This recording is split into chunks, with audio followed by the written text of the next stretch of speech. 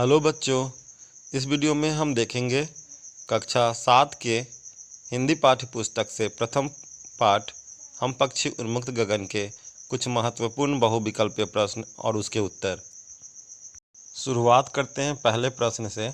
पहला प्रश्न है, हम पक्षी उन्मुक्त गगन के पाठ के रचयिता हैं।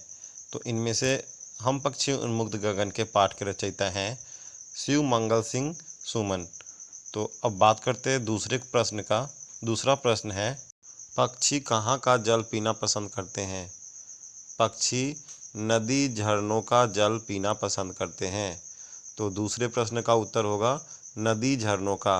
अगला प्रश्न देखते हैं, बंधन किसका है? तो ऑप्शन देखते हैं, स्वर्ण का, श्रृंखला का, स्वर्ण श्रृंखला का, मनुष्य का। तो बंधन स्वर्ण श्रृंखला का है। अगला प्रश्न, प्रश्न संख्या 4, लंबी उड़ान में क्या क्या संभावनाएं हो सकती थी?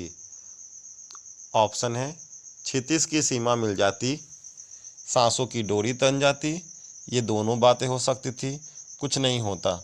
तो ये दोनों बातें हो सकती थी, क्षितिज की सीमा मिल जाती और सांसों की डोरी तन जाती। तो ऑप्शन सी होगा, ये दोनों बातें हो सकती है। अगला प्रश्न, प्रश्न संख्या 5 देखते हैं। प्रश्न संख्या 5 है, पक्षी क्यों व्यथित है? ऑप्शन है, क्योंकि वे बंधन में हैं, क्योंकि वे आसमान की ऊंचाई छूने में असमर्थ हैं, क्योंकि वे अनार के दानों रूपी तारों को चुगने में असमर्थ हैं। तो इसका उत्तर होगा उपयुक्त सभी।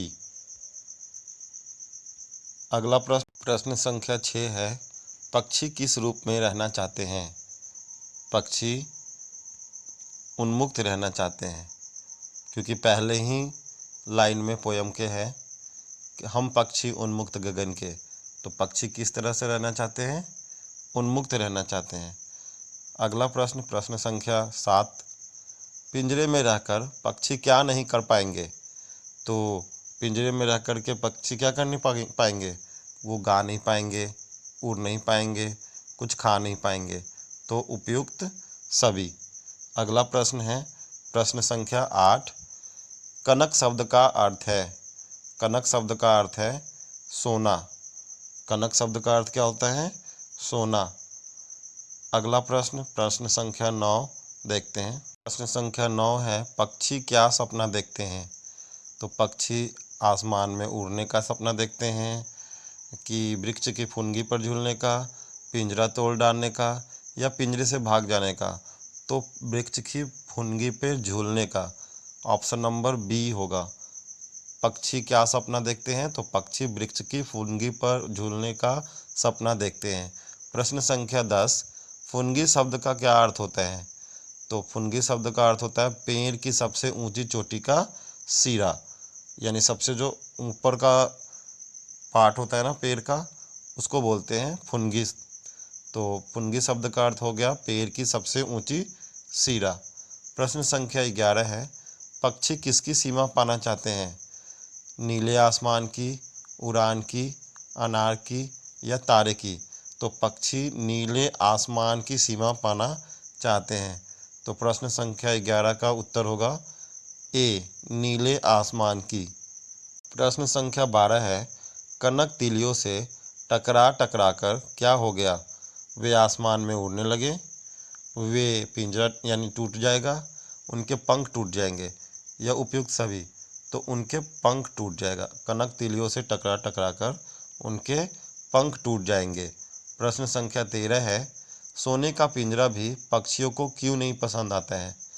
वे तो खुले आसमान में उड़ना चाहते हैं, क्योंकि उनकी आज़ादी छिन जाती है, क्योंकि वे कैदी के रूप में नहीं रहते। उपयुक्त सभी।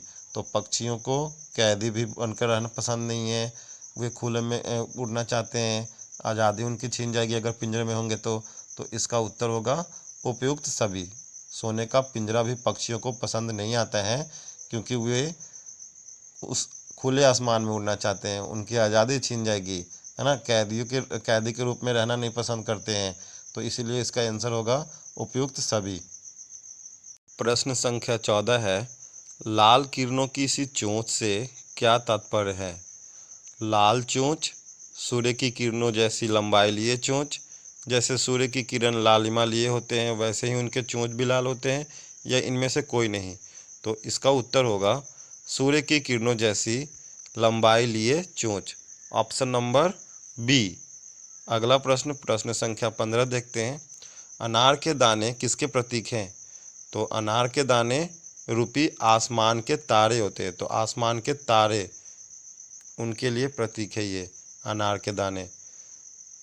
स्टूडेंट, अगर आपको ये मेरा वीडियो पसंद आता है तो प्लीज़ लाइक करें, शेयर करें एंड सब्सक्राइब करें। धन्यवाद।